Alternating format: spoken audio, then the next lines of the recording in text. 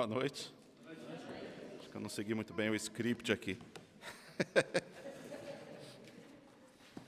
É interessante. Pior que a televisão me deixa mais gordo, parece. Parece que eu tô... É bom que você pode se ajeitar aqui. É bem interessante esse sistema aqui. Eu estou gostando.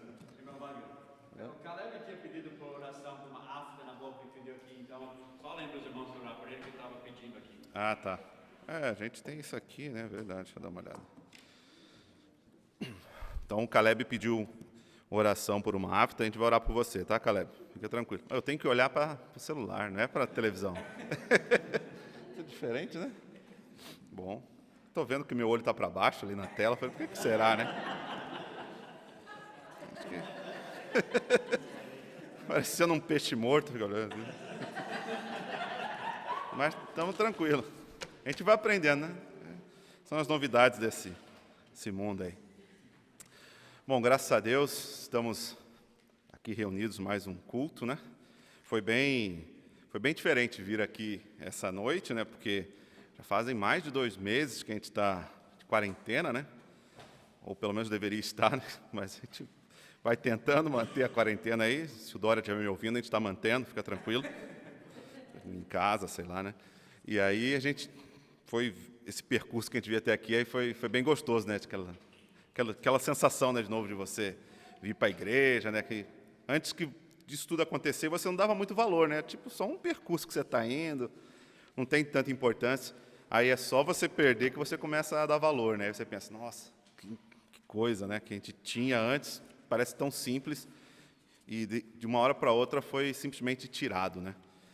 Mas não é disso que eu vou falar essa noite, até porque eu não quero ser preso, e que ninguém vai recolher aqui o computador do pastor David, aqui, nem o celular do pastor Tim.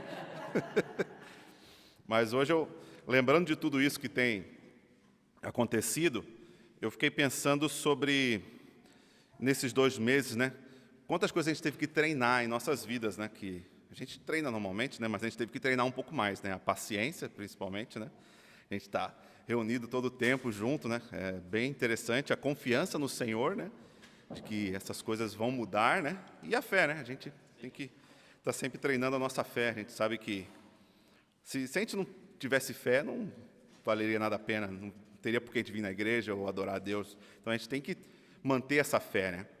E do mesmo jeito que essas coisas aconteceram do nada, Deus também pode resolver tudo isso de uma hora para outra do nada também. E a gente tem fé nisso, que Deus vai resolver isso tudo e que logo a gente vai voltar à normalidade. E eu lembro que no início do ano, logo que começou o ano, né? Obviamente depois do dia 31 de dezembro, né? Logo começou o ano, no dia 1º de janeiro, eu comecei a colocar nos meus status, né? Um versículo, aí que eu sempre colocava, Mateus 6:34. Aí depois eu acabei esquecendo de pôr outros dias. A minha ideia era pôr o ano inteiro, mas eu esqueci. Mas eu pus por um mês aí, mais ou menos, Mateus 6:34, que fala assim, não vos inquieteis, pois pelo dia de amanhã, porque o dia de amanhã cuidará de si mesmo, basta cada dia o seu mal.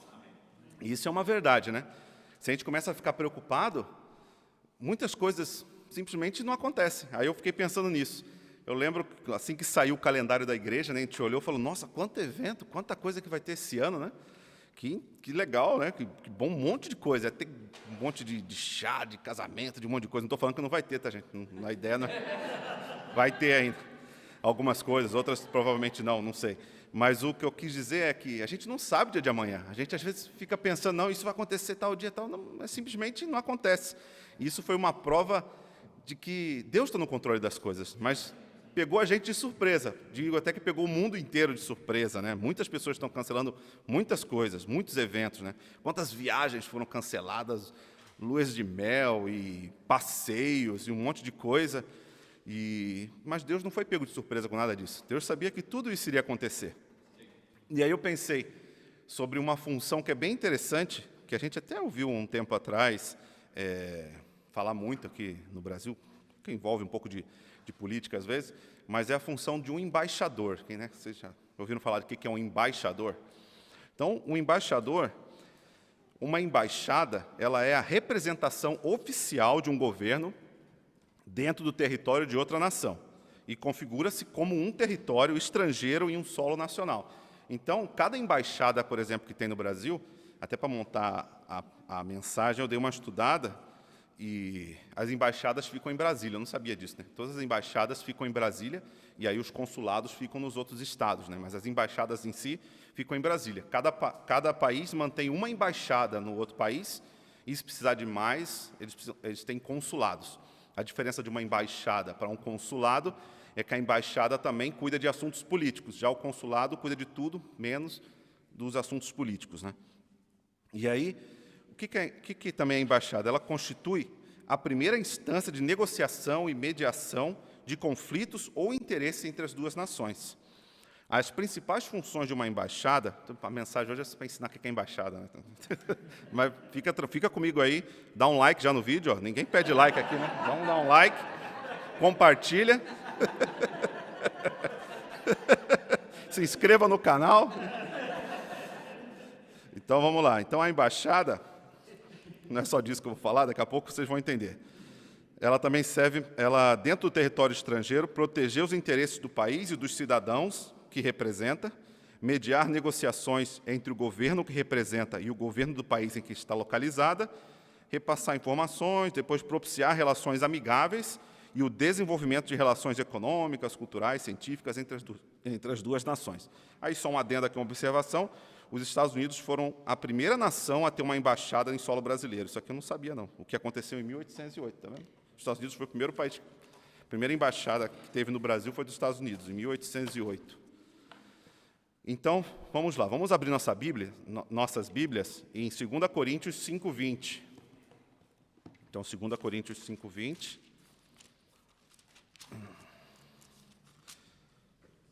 Fala o quê? Você em casa pode ler junto. Eu abri aqui em 2 Crônicas, porque é bem parecido, né?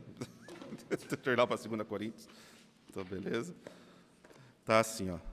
De sorte que somos embaixadores da parte de Cristo, como se Deus por nós rogasse.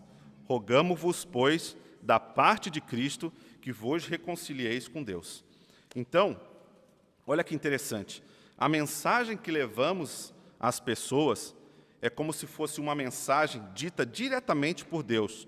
Nós somos representantes de Deus, né, de Cristo, aqui na Terra. Amém. A Bíblia diz que nós somos embaixadores de Cristo. A responsabilidade disso.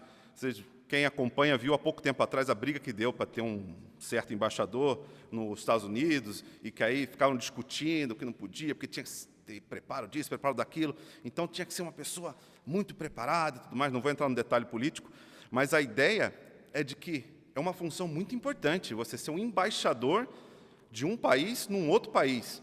Se as pessoas daquele país onde você está querem ter contato com o que é do seu país, elas vão te procurar, vão procurar a embaixada, vão procurar os representantes daquele país no seu país. E é isso que a Bíblia diz que nós somos embaixadores de Cristo. Então a gente representa o que aqui na Terra? A gente representa Cristo, a gente representa o que é Cristo aqui na Terra. Se as pessoas querem saber o que é ser um cristão, elas não têm acesso direto a ver Cristo, né, com os olhos, mas elas podem ver a gente como cristãos, e aí, a partir disso, elas conseguem entender o que é Cristo, o que é o reino de Cristo, né?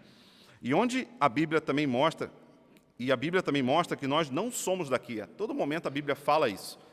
A gente não pode nunca estar acostumado com a terra aqui, com o Brasil, ou com os Estados Unidos, ou com Israel, com os países aqui. A gente não pode estar acostumado em viver aqui, porque o nosso lugar mesmo de origem, que um dia a gente vai retornar, está nos céus, não está aqui.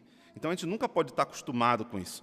E onde diz isso? Está em João 17,16, vai dizer assim, ó: não são do mundo, como eu do mundo não sou. Isso aqui é Cristo falando. Depois, em 1 Pedro 2,11, amados, peço-vos como a peregrinos e forasteiros, que vos abstenhais das concupiscências carnais que combatem contra a alma. O que é um peregrino e um forasteiro? É alguém que não tem uma raiz no lugar. Ele está caminhando. A gente lembra que Abraão também não tinha uma raiz. Lembra que ele era alguém que estava sempre transitando pelos lugares. Ele não tinha uma raiz aqui também.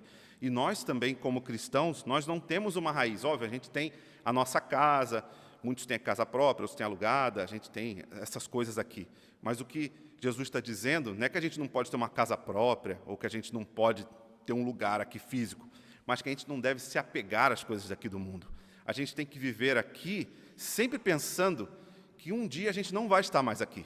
Um dia o nosso chefe, né, Jesus, vai chamar, assim como presidentes chamam embaixadores de volta, um dia o nosso chefe vai nos chamar de volta. E nós iremos para os céus, para estar onde nós devemos estar, que é no reino de Cristo.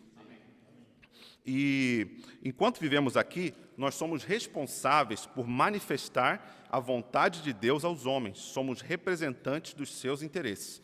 E os interesses de quem? Do nosso rei, Jesus Cristo. Nós não temos nenhum presidente, nós temos um rei. Jesus Cristo, ele é o nosso rei. Em Efésios 4:2 diz o quê? Efésios 4:2, querendo o aperfeiçoamento dos santos para a obra do ministério, para a edificação do corpo de Cristo. Depois Colossenses, que a gente estudou esses dias, 1:18, diz o quê? E ele é a cabeça do corpo, da igreja, é o princípio e o primogênito dentre os mortos, para que em tudo tenha a preeminência. Então, Cristo é o nosso rei. Depois, em 1 Coríntios 12:27, ora, vós sois o corpo de Cristo e seus membros em particular. Romanos 12:5, assim nós, que somos muitos, somos um só corpo em Cristo, mas individualmente somos membros um dos outros. O que Jesus fazia aqui na terra, né, o que ele fez aqui na terra, nós devemos fazer agora. O que Jesus fez há muito, não estou querendo dizer, né, depois as pessoas podem distorcer, estou querendo dizer que as curas e algumas milagres que Jesus fazia, que isso era para aquela época, eram sinais para os judeus. Se você não entende muito isso, tem que estudar um pouquinho mais, mas eram sinais isso daí. Não é que todo mundo agora pode sair fazendo milagre à vontade e que existe apóstolo até hoje. A gente estava até contando... Não, de apóstolo não. É apóstolo isso mesmo. Existe apóstolo até hoje, não existe mais, eram só 12 mesmo. Então, são muitas coisas que as pessoas vão confundindo, porque não conseguem entender direito. Mas o que Jesus fazia de mostrar o reino, de mostrar o que é ser um cristão na época, porque ele era Cristo, né? O primeiro cristão. Então, nós devemos fazer hoje em dia, nós devemos fazer hoje, mostrar Cristo às pessoas. E quem representa uma nação, você já percebeu isso? Se você vai numa embaixada, a embaixada da China, não vou falar da China, não. A embaixada de algum... Melhor não falar nada, senão vai cair a live aqui. A embaixada dos Estados Unidos, vamos pensar num país mais livre, a embaixada dos Estados Unidos, lá, eu já até visitei o consulado americano em São Paulo, nunca visitei a embaixada, que fica em Brasília. Mas lá tem muitas coisas típicas dos Estados Unidos lá dentro. Os guardas se vestem como os guardas americanos, falam inglês lá também. Se você não entende, o problema é seu, vamos falar inglês lá, porque lá é os Estados Unidos. No Brasil, um pedacinho dos Estados Unidos. E nós, como representantes de Cristo aqui na Terra, nós também temos que ter essas peculiaridades nós temos que ter em nossas vidas também como cristãos. Porque se eu sou um cristão, mas que eu pareço o lugar que eu estou morando, ninguém vai nem perceber que eu sou embaixador de Cristo, vai pensar que eu sou só mais um ali no meio de todo mundo. Se eu sou um cristão, aí eu também vou no bar e vivo que nem os caras que estão no bar ali, eles vão achar que eu sou do bar, não vão achar que eu sou um cristão. Mesma coisa, com linguagem. A gente percebe em Mateus 26:73, que uma mulher percebeu que Pedro era um cristão só pelo modo que ele falou. E isso é muito importante falar. E daí a pouco, aproximando-se os que ali estavam, disseram a Pedro, verdadeiramente também tu és deles, pois a tua fala te denuncia. E isso é uma coisa que o estrangeiro sofre muito, né? O sotaque, né? Só pelo seu sotaque a pessoa sabe de onde você é. E a mesma coisa, nós como cristãos, pelo nosso modo de falar, nós devemos, esse rapaz é diferente. As pessoas vão ouvir a gente falando e falar, ele é diferente. Hoje em dia tem um movimento muito grande de que não importa se você é cristão, você pode falar palavrão à vontade, xinga todo mundo, porque se você xinga, você está mostrando que você está com raiva. Tem muitas maneiras de você mostrar que você está com raiva sem ficar xingando as pessoas. Você pode fazer isso de outras formas. Você não precisa falar um palavrão. Se chama alguém de filho de Belial, já é praticamente um palavrão. Isso aí. E tem na Bíblia, você pode usar alguns. Então, você pode utilizar algumas formas. Você não precisa falar de formas muito ruins, muito parecidas com o mundo, que as pessoas não vão achar que você é um cristão. Vestimento é outra coisa importante também. Você não tem que se vestir como o mundo, você tem que se vestir como alguém salvo, alguém cristão. E isso vai mostrar que você é de Cristo.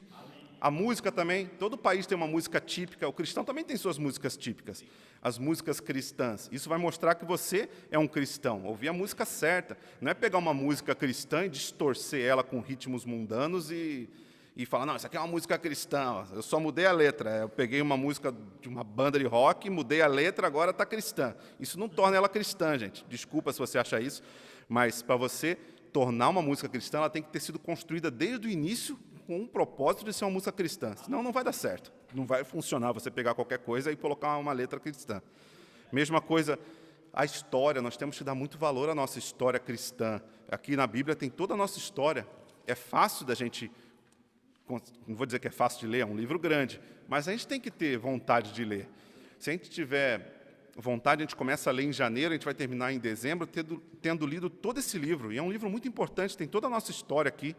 É importante a gente saber a nossa história. É muito triste pessoas que não conhecem a história, às vezes, da sua família, do seu país, das coisas que gosta. Você só vive por viver. E as tradições cristãs, é importante nós seguirmos também. Os países têm suas tradições, e nós, como cristãos, nós também temos nossas tradições. E é importante a gente passar para frente a importância dessas coisas. Hoje em dia tem muitos cristãos que lutam até contra o Natal, lutam contra outras coisas que não faz sentido nenhum, pensando que as pessoas estão adorando uma árvore. Eu nunca vi uma pessoa adorando uma árvore. Já vi o pessoal do Greenpeace, mas pessoas mesmo adorando uma árvore de Natal, eu nunca vi. Mas o pessoal fala que o Natal, e não é isso. É muito diferente disso. E as pessoas pensam que é isso. Então, eu quis dizer tudo isso por quê? Por que é importante nós demonstrarmos que nós somos cristãos e que nós somos embaixadores de Cristo e que nós levamos a Cristo para as pessoas? Porque isso aqui foi o D.L. Moody que falou, não sei se minha pronúncia está boa, mas está mais ou menos. Ele falou assim, muitas pessoas podem não ter a oportunidade de ler a Bíblia, mas eles podem ouvir Deus através da nossa boca, podem ver Deus através da nossa vida. E ele também falou essa frase aqui, de 100 homens, 1 lerá a Bíblia, 99 lerão o cristão. Então, de 100 pessoas, uma vai ler a Bíblia e outras vão ler os cristãos. E aí eles vão se interessar por Cristo. Não adianta nada você, às vezes, levar uma vida terrível e depois dar um folheto a uma pessoa, mas você é um péssimo cristão, a pessoa vai rasgar o folheto e não vai ler aquilo lá. Mas se ela sente que a sua vida é diferente, que você é uma pessoa diferente, ela vai se interessar, porque as pessoas passam por provações. Todo mundo passa por provações, todo mundo passa por momentos difíceis. E é nesses momentos que elas vão lembrar, eu lembro que eu tinha um amigo no trabalho, eu lembro que eu tinha um amigo na faculdade, eu lembro que eu conheci alguém na escola que ele era diferente, ele tinha uma áurea de felicidade, não sei explicar, mas ele era diferente. E a pessoa vai atrás. Eu lembro que comigo aconteceu assim. Eu também tinha, quando não era salvo, quando passava por momentos difíceis, eu lembrava de pessoas que pareciam ser sempre felizes. Eu sei que as pessoas não eram sempre felizes, mas toda vez que eu via, estavam felizes. E aí foi onde a gente começou a ir um pouco atrás disso. E, graças a Deus, foi onde eu me converti, aceitei a Cristo como Salvador. E eu convido a você, que está me ouvindo aqui nesta noite, se não é salvo ainda, que é muito importante ser salvo. Porque eu não vou mentir para você, falar nada bonitinho, simplesmente se você morrer agora, você vai para o inferno se você não tiver Cristo. É simples assim. Você vai para o inferno. Você pode não gostar disso, pode ser duro para vocês ouvir isso, mas é a realidade. Não fui eu que escrevi. Deus quis assim, Deus tem esse propósito para isso. E, na verdade, não é um propósito mal, tipo, nossa, olha como Deus é, quem morrer vai para o inferno. Na verdade, todos nós iríamos para o inferno.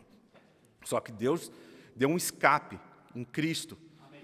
E esse escape é onde a gente tem que se abraçar, é o que a gente tem que pegar para que a gente consiga ir para o céu. A única maneira de ir para o céu é com Cristo. Todo mundo que está no mundo sem Cristo vai para o inferno.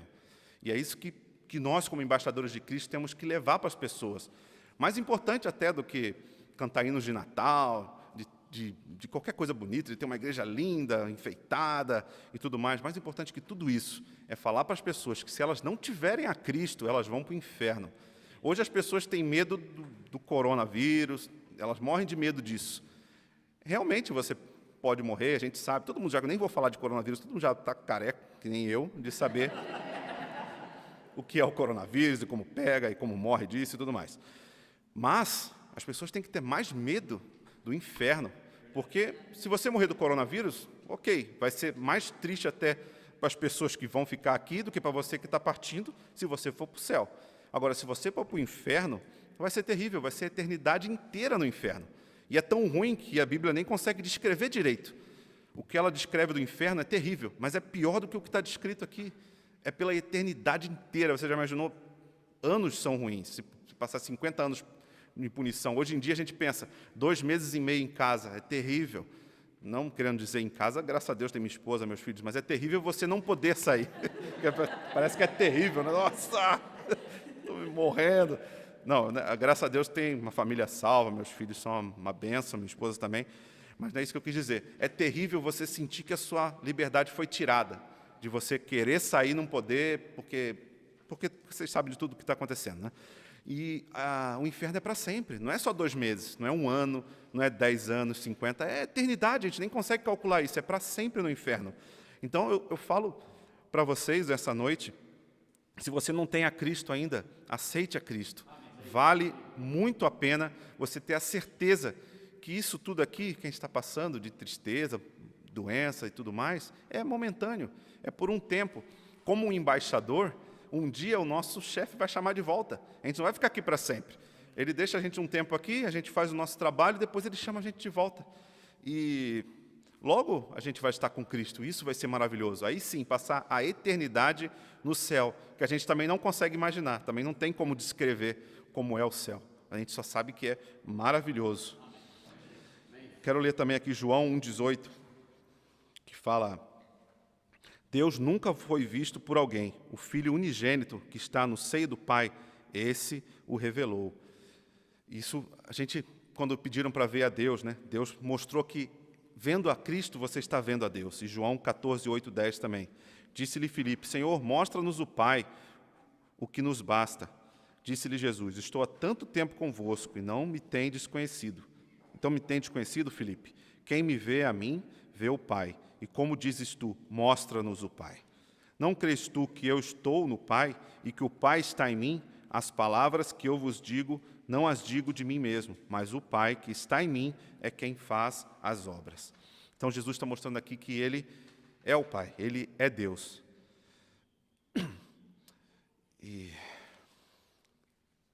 Amém. Amém. Agora pedir para o Michael, se puder. Cadê o Michael? Se puder chegar no piano, que aí eu vou finalizar com uma música que fala um pouco sobre como que a nossa pátria ela está nos céus e não está aqui. É bom viver aqui, a gente sendo cristão, estando numa boa igreja, tendo irmãos em Cristo ao nosso redor. Foi tão gostoso hoje chegar aqui, rever muitos irmãos que fazia tempo que a gente não via. É uma maravilha, a gente sente a falta da nossa família mesmo, né? E foram 2 meses, eu fico imaginando quem fica anos longe, deve ser muita saudade que bate, né? Pessoas, às vezes, que vão para a guerra, né? E depois retornam para casa, é um momento de muita alegria esse retorno. A gente só pode ter essa felicidade de rever as pessoas se a gente ficou um bom tempo sem vê-las, né? É uma coisa, uma dualidade, né? Você só tem esse sentimento que você ficou sem ver. Se você não tivesse ficado, você não teria esse sentimento, né? Mas imagina o dia que a gente voltar para os céus e ver o nosso Pai, né? Correr para Jesus, abraçar Jesus, falar: obrigado, Jesus, pela nossa salvação. Obrigado por tudo que o Senhor fez, mesmo sem merecer. Todos nós éramos para estar no inferno, mas mesmo assim o Senhor fez. Muito obrigado, Senhor. E depois de rever pessoas queridas que já partiram com Cristo, e vai ser uma maravilha. A nossa pátria, ela está nos céus, não está aqui.